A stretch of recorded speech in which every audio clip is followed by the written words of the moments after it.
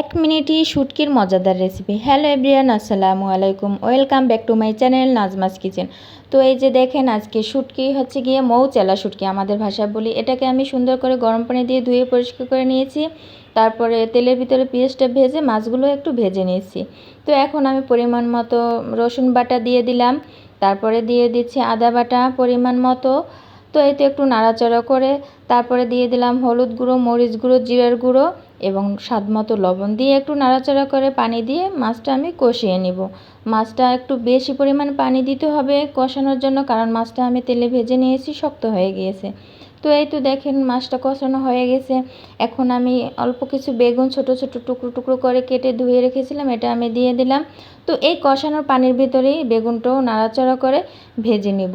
তো এর ভিতরে আর কোনো মশলাও অ্যাড করতে হবে না, আর পানিও অ্যাড করতে হবে না। এই অল্প রান্নায় একটা সুস্বাদু রকমের স্বাদ শুটকির রান্নাটা হয়ে যাবে। তো আমার ভিডিওটা দেখে যদি কারো ভালো লেগে থাকে তারা প্লিজ আমার চ্যানেলটি সাবস্ক্রাইব করে রাখবেন, পাশে থাকা বেল আইকনটি ক্লিক করে রাখবেন, যাতে সকলের আগেই আপনি ভিডিওগুলো দেখতে পারেন, এত ছোটো ছোটো সুন্দর সুন্দর রেসিপিগুলো। তো আল্লাহ হাফেজ।